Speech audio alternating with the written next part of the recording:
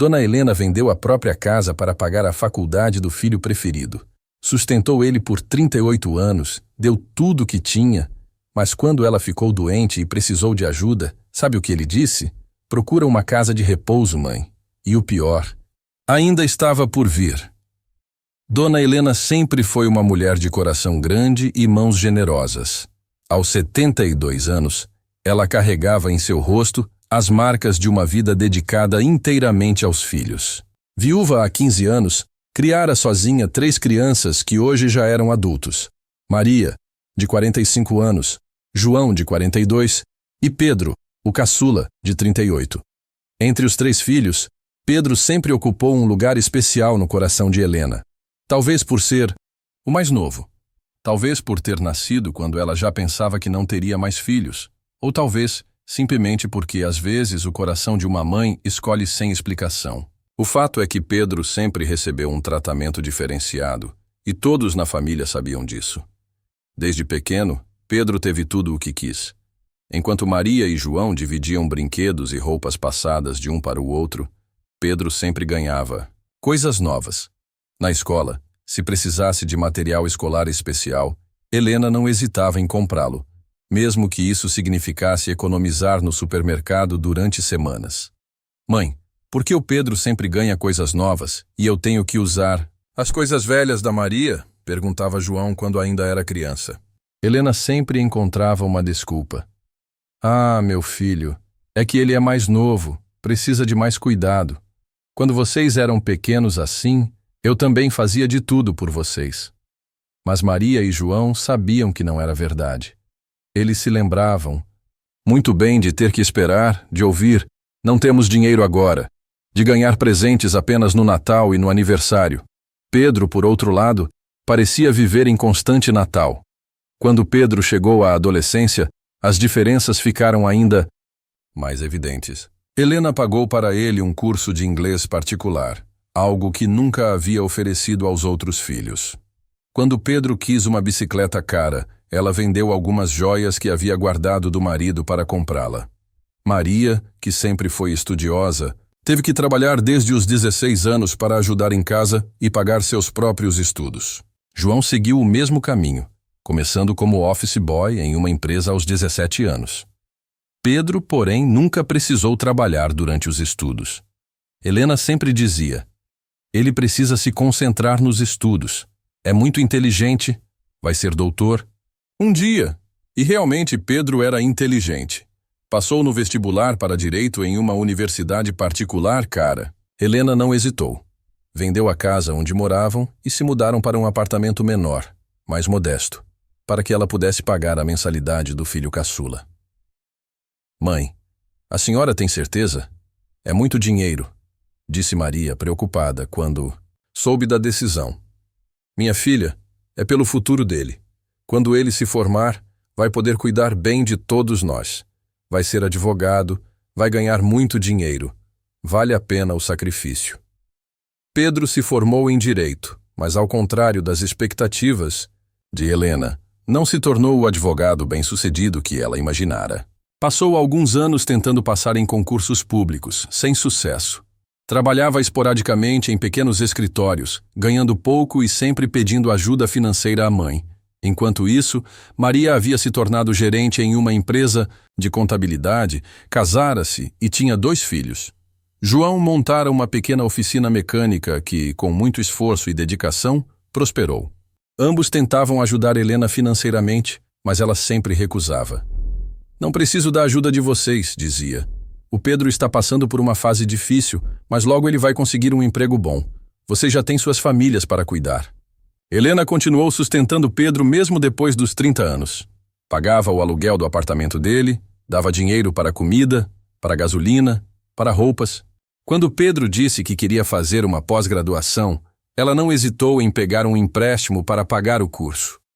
Maria e João tentaram conversar com a mãe várias vezes. Mãe, a senhora já fez muito pelo Pedro. Ele precisa aprender a se virar sozinho, dizia João. Ele já é um homem feito, mãe. Tem que assumir suas responsabilidades, completava Maria. Mas Helena sempre saía em defesa do filho caçula. Vocês não entendem. Ele é diferente, mais sensível.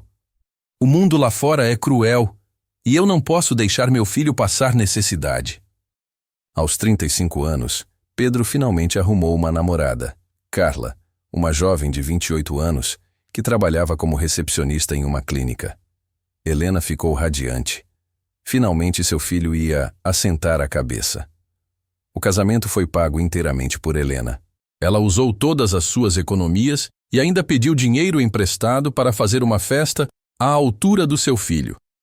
Foi uma cerimônia linda, com mais de 150 convidados, em um salão elegante da cidade.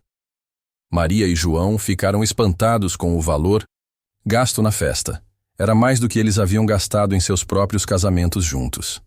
Mas Helena estava feliz, realizada. Meu filho merece o melhor, dizia, radiante, para todos que quisessem ouvir. Depois do casamento, Helena ajudou o casal a mobiliar o apartamento. Comprou geladeira, fogão, máquina de lavar, sofá, cama, tudo novo e de boa qualidade. Também deu uma quantia considerável como presente de casamento para que eles pudessem começar a vida com tranquilidade. Depois do casamento, Pedro começou a visitar menos a mãe. Antes, ia à casa dela pelo menos 3 vezes por semana. Depois de casado, as visitas foram se tornando quinzenais, depois mensais. Helena sentia falta, mas entendia. É normal, dizia para si mesma. Ele tem uma esposa agora. Precisa cuidar do casamento dele. Carla nunca foi muito próxima de Helena. Era educada, mas distante. Nas poucas vezes que visitavam Helena, Carla ficava no celular a maior parte do tempo e demonstrava pressa para ir embora. Helena tentava conquistar a nora, sempre preparando os pratos favoritos de Pedro, comprando presentes para Carla, elogiando-a constantemente. Mas a jovem permanecia fria, respondendo com monossílabos e demonstrando pouco interesse em criar um vínculo com a sogra. Maria notava o sofrimento da mãe. Mãe, a senhora não precisa se esforçar tanto. Se elas não valorizam, o problema é delas. Não, minha filha. Ela só é mais reservada. Com o tempo, ela vai me conhecer melhor, respondia Helena, sempre otimista em relação ao filho e à nora. Aos 70 anos, Helena começou a sentir os primeiros sinais de que o corpo não estava mais como antes. Sentia-se mais cansada, tinha dificuldade para dormir e às vezes sentia dores nas articulações. Inicialmente, atribuiu tudo à idade e não deu muita importância. Maria e João, que mantinham contato frequente com a mãe, logo notaram as mudanças. Maria, especialmente, ficou preocupada quando percebeu que Helena havia emagrecido e parecia mais frágil. Mãe, a senhora precisa fazer uns exames, insistia Maria. Ah, minha filha, é coisa da idade mesmo, não é nada grave. João também se preocupava. Mãe, vamos ao médico. É melhor prevenir do que remediar. Mas Helena era teimosa e adiava sempre a ida ao médico. Dizia que não queria gastar dinheiro com bobagens e que se sentindo bem. Pedro, que visitava cada vez menos a mãe, demorou a perceber as mudanças na saúde dela. Quando Maria e João comentaram com ele sobre a preocupação, ele foi displicente. Vocês são muito alarmistas. A mãe sempre foi forte, não é agora que vai adoecer. Depois de muita insistência de Maria e João, Helena finalmente aceitou fazer alguns exames. O resultado não foi bom. Ela estava com diabetes e hipertensão, ambas em estágio avançado por não terem sido tratadas a tempo. Além disso, os exames mostraram sinais de que ela poderia estar desenvolvendo problemas cardíacos. O médico foi claro. Helena precisaria de acompanhamento constante, medicação diária, mudanças radicais na alimentação e, principalmente, não poderia mais morar sozinha. Maria imediatamente se ofereceu. Mãe, a senhora pode vir morar comigo? Tenho espaço e posso cuidar da senhora. João também se prontificou. Se preferir, pode ficar na minha casa. Minha esposa adora a senhora. Vai ser um prazer cuidar da mãe. Helena ficou emocionada com a disposição dos 2 filhos mais velhos, mas sua primeira reação foi: vou conversar com o Pedro. Ele é advogado, entende mais dessas coisas. Vamos ver o que ele acha melhor. Quando Helena ligou para Pedro e contou sobre o diagnóstico, A reação dele foi muito diferente do que ela esperava. Em vez de preocupação e carinho, Pedro demonstrou irritação. Mãe, a senhora não pode vir morar comigo. Carla não vai gostar. E, além do mais, nosso apartamento é pequeno, disse ele secamente.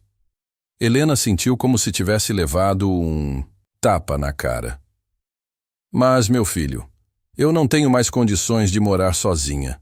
O médico disse: a senhora pode ir para uma casa de repouso.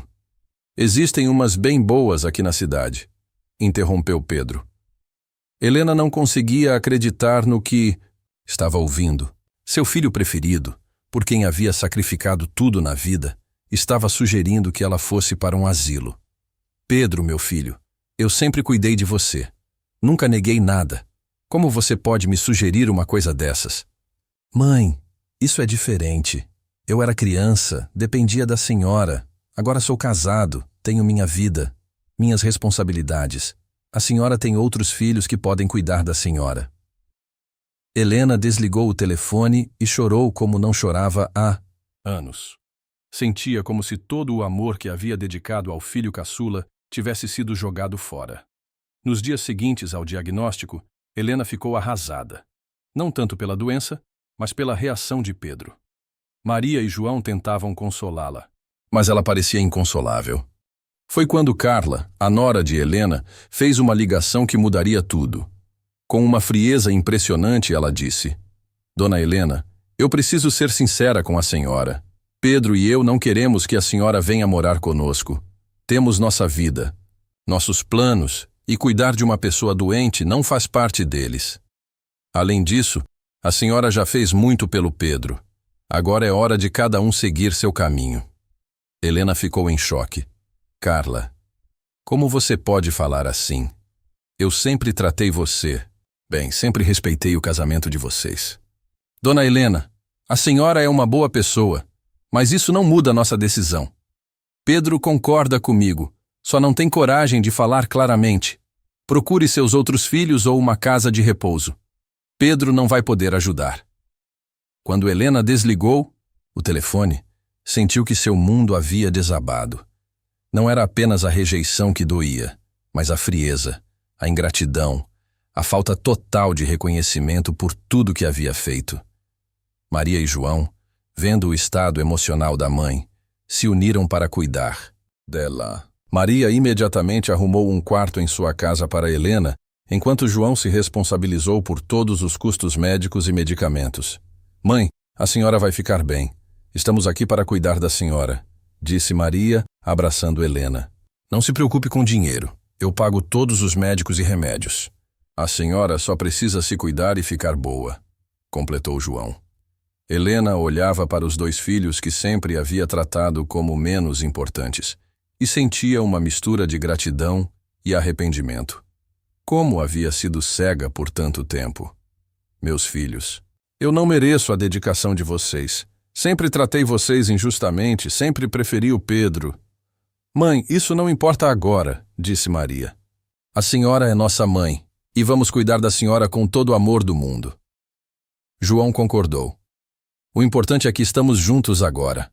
O passado ficou para trás.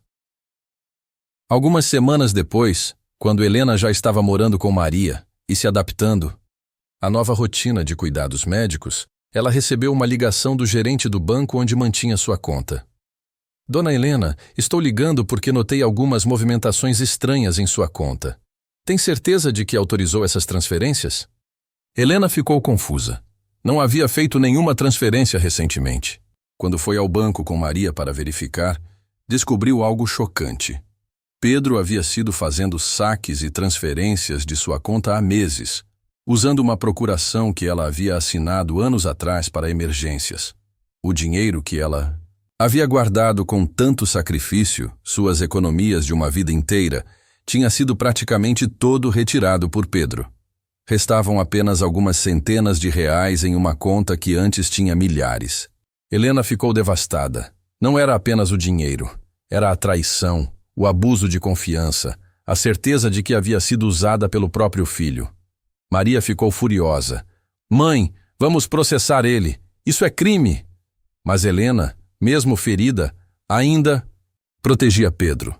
Não, minha filha. Ele é meu filho. Não quero processar meu próprio filho. Maria e João decidiram confrontar Pedro. Foram até a casa dele e bateram à porta. Carla atendeu, com cara de poucos amigos. O que vocês querem aqui? Queremos falar com o Pedro sobre o dinheiro da nossa mãe, disse Maria, sem rodeios. Pedro apareceu na porta, visivelmente desconfortável. Que dinheiro? Não sei do que vocês estão falando. João perdeu a paciência. Pedro, você roubou o dinheiro da nossa mãe, pegou as economias dela enquanto ela está doente. Eu não roubei nada, ela me deu uma procuração. Era dinheiro que ela ia gastar mesmo, então decidi usar para investir. Quando ela precisar, eu devolvo. Investir em quê? Perguntou Maria, irônica. Nas suas contas, nas suas compras. Pedro, você sumiu com o dinheiro que a mãe guardou a vida inteira. Carla interferiu na conversa. Escutem bem. Pedro não deve nada para vocês nem para a mãe de vocês. Ele sempre foi sustentado por ela. Então agora está apenas pegando o que é seu por direito. A frieza de Carla e a postura defensiva de Pedro deixaram Maria e João estarrecidos. Era como se estivessem falando com estranhos, não com um irmão e uma cunhada. Depois de descobrir sobre o dinheiro, Helena passou por uma transformação profunda. A mulher que sempre desculpou e protegeu Pedro finalmente abriu os olhos para a realidade. Meus filhos, disse ela para Maria e João, eu peço desculpas por todos esses anos. Vocês sempre foram filhos maravilhosos, e eu fui uma mãe injusta. Tratei vocês mal para favorecer alguém que não merecia. Mãe, não precisa pedir desculpas, disse Maria. O importante é que agora estamos juntos. Preciso sim, insistiu Helena. Vocês trabalharam desde jovens, se esforçaram, construíram suas vidas com dignidade. E eu, cega pelo amor excessivo, não soube valorizar vocês. Pedro se tornou um homem egoísta e ingrato porque eu permiti, porque sempre dei tudo a ele sem exigir nada em troca. Helena começou a entender que amor verdadeiro não significa dar tudo sem limites, mas ensinar valores, responsabilidade e reciprocidade. Com Helena morando na casa de Maria e sendo cuidada por ela e João, uma nova dinâmica familiar se estabeleceu. Os três se aproximaram de uma forma que nunca haviam experimentado antes. Helena, apesar da idade e dos problemas de saúde, ainda tinha muito a oferecer. Ajudava a cuidar dos netos de Maria, contava histórias, dava conselhos. Sua experiência de vida se tornou um tesouro para a família. João visitava todos os dias depois do trabalho. Levava os medicamentos da mãe, ajudava com as consultas médicas, e aos poucos foi criando com Helena uma relação que nunca haviam tido quando ele era mais jovem. Mãe, eu sempre quis ter essa proximidade com a senhora, disse João um dia. Mas quando éramos pequenos, a senhora estava sempre ocupada com o Pedro. Eu sei, meu filho, e me arrependo muito disso. Perdi tantos momentos importantes com vocês por estar sempre focada nele. Maria, por sua vez, descobriu em Helena uma companhia maravilhosa. As duas passavam horas conversando, trocando receitas, assistindo a filmes antigos. Helena se tornou uma presença reconfortante na casa, uma avó presente para os netos de Maria. Depois do confronto com Maria e João, Pedro praticamente desapareceu da vida da família. Não ligava para saber da saúde da mãe, não visitava, não demonstrava qualquer preocupação.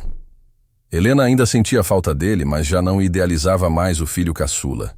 Entendia que tinha criado um homem que só sabia receber, nunca dar, e que agora, quando ela mais precisava, ele havia simplesmente sumido.